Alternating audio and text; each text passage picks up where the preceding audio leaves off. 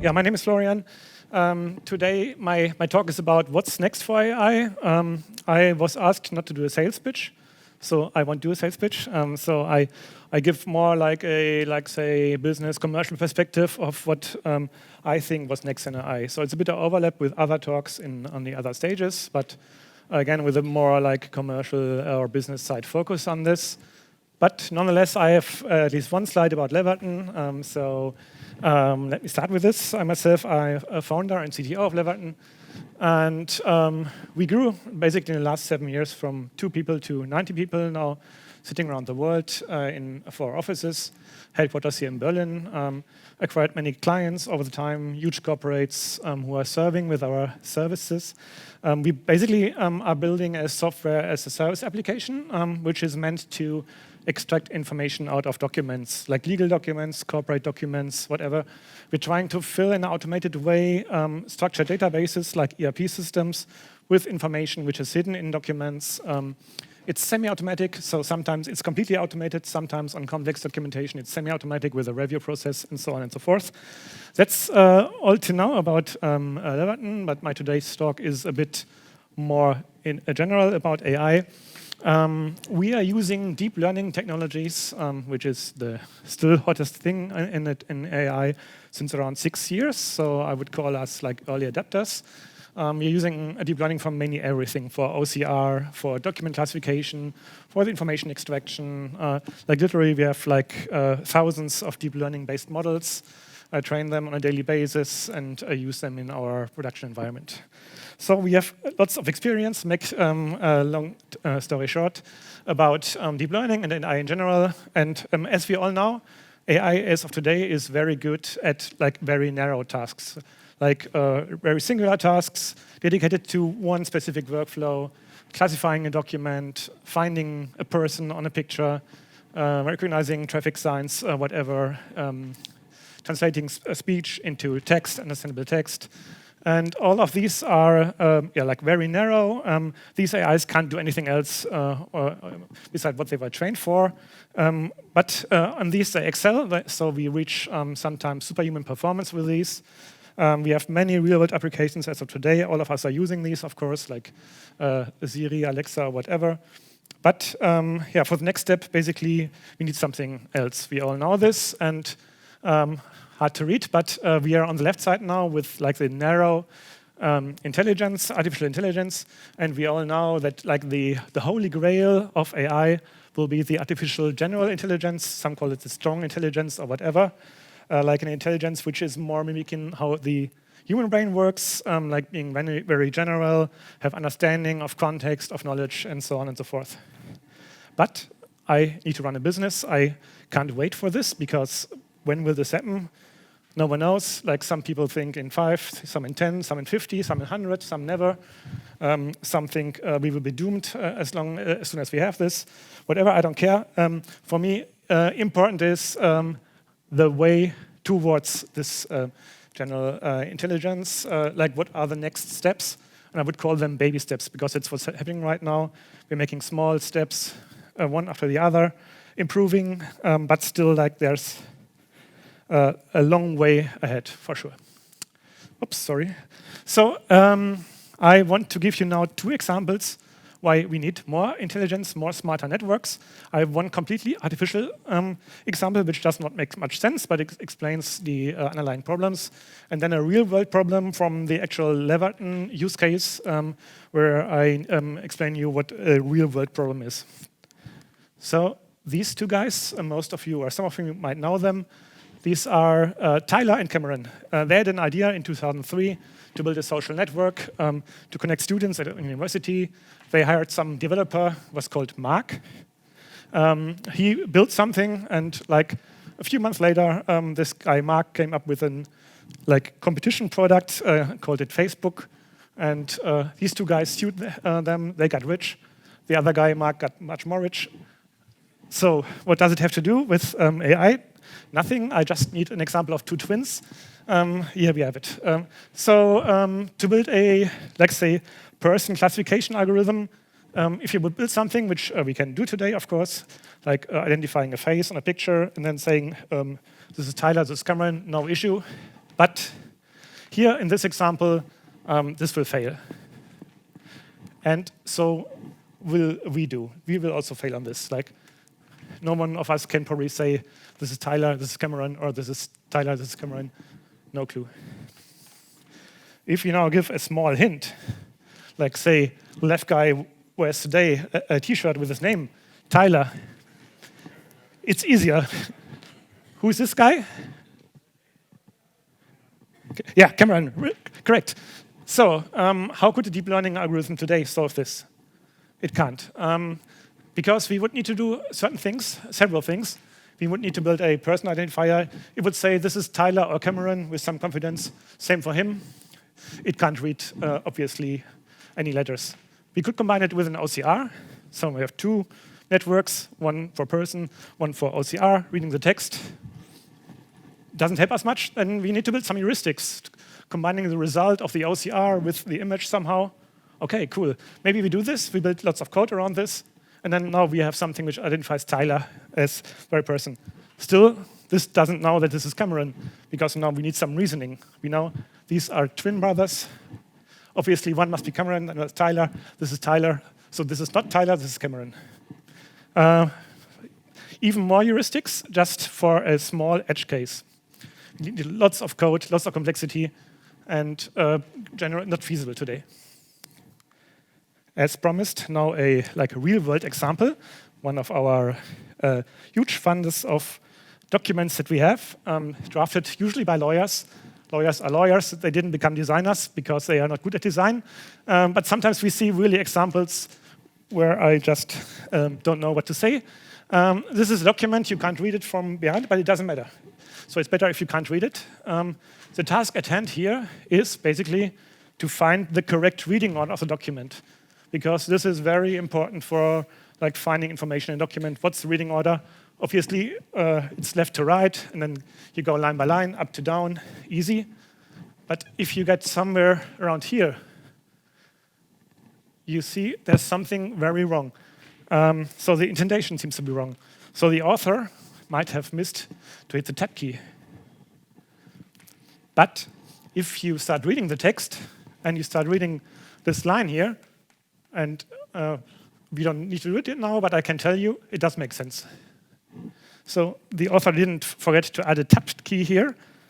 He forgot to add a spacing. So this is actually a two-column layout. We have here some information on the left side, which is a comment to something here on the right side. To figure this out, only with our visual perception, nearly impossible. And so for us, at Leverton, we're building lots of deep learning networks, and all of them are somehow executed sequentially. So we have OCR, we have layout recognition, document classification, information extraction, and so on and so forth. But this you cannot solve in the layout detection, which only relies on visual features. It's not possible to somehow resolve this. So you need some information from a much later step, where you go into the semantics, into a language model to understand this doesn't make sense if you read this. And then you would need to go back, have a feedback loop to an earlier stage and say the layout detection, hey, you fucked up, please redo. And now again, it gets very, very complicated, very complex. We again need to build lots of heuristics, and this is just again an edge case. So this brings me already to my nearly last slide. So what are some possible next baby steps? And I cannot say how to resolve these issues, which I just explained, because I don't know, basically. If you have ideas, then please approach me after the talk, and we can talk. But yeah, I'll give you some things that we are currently looking into, what we're researching on, what could be something else, the next baby step. So one interesting thing is multitask learning, basically. This basically means you're not only learning one task in a completely isolated way, but you start learning multiple tasks at once. And then all of those benefit from each other. And with this, you get to better neural networks. But in the end, you still get better neural networks being good at a singular narrow task. So nothing more general. Then there's something as multimodal learning, which basically means you combine like several different kind of input sources like image, text, or audio, and train all of these together. And with this, you basically end up in learning in a better way. Understanding also a bit more of context, definitely. But the issue here is you need to have training data, which is basically aligned, and this can be very difficult to produce. So at the moment, we are stuck basically with combining neural networks in programmatic ways. So we do lots of programming around this, lots of heuristics, lots of code, trying to handle edge cases. That's what we're doing right now. There's a bit of a smarter way around this. So it's called differentiable programming.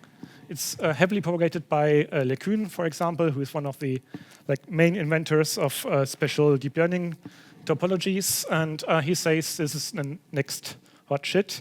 It basically means that your heuristics which you build around this and the parameters, it's also learnable. It's differentiatable like a neural network. And with this, you can not learn only the neural networks, but also the parameters of the code around this. Sounds like a good idea, but so far, there's not really a real implementation of this, like TensorFlow and PyTorch and others come close to this, but it's not really it. But maybe this could be something. But the more I think about this, and this now I come to an end here, the more I think about it, the more we build these complex heuristics for edge cases, the more is something which comes basically from my experience, like dealing with neural networks in 10 years and in a business case like 6 years. Whenever you have a very complex case with lots of heuristics, if you managed somehow to put this heuristics into a neural network and train this, the neural network will perform better at the end. So my last thought for today is, can we build something as neural networks which do this connection between different other neural networks? And maybe this is something which will lead us a bit more into the direction of artificial general intelligence. That's the question. If you have answers, then please approach me. Thank you very much.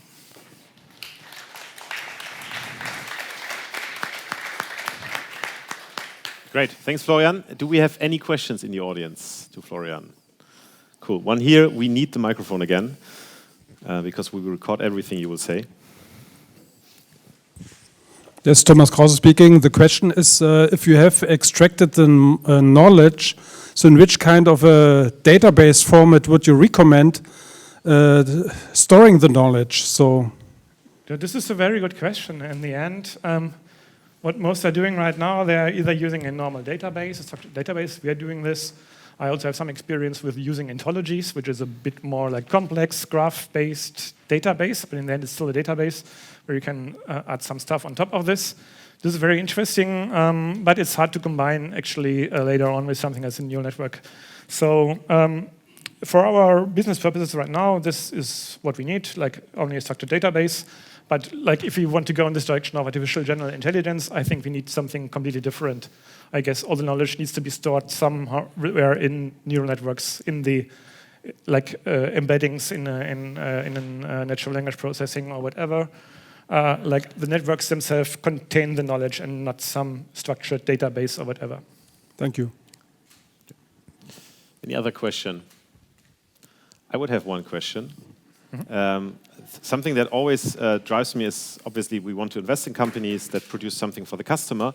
So with your vast experience of extracting data from documents, what is really possible today, fully automated, and where do you see it's probably not possible in the next years? Mm-hmm. Yeah, this is a very good question, actually. It all boils down to like how similar are the documents to each other. Like if they're completely similar, we are at 100% for sure. So there's no question around this. If they're a bit similar, we are still reaching near 100%. If they are completely different, then it gets more difficult. It depends really on the amount of differences you see between the documents. Like mostly in the layout, not so much in the language, but in the layout. This is very important.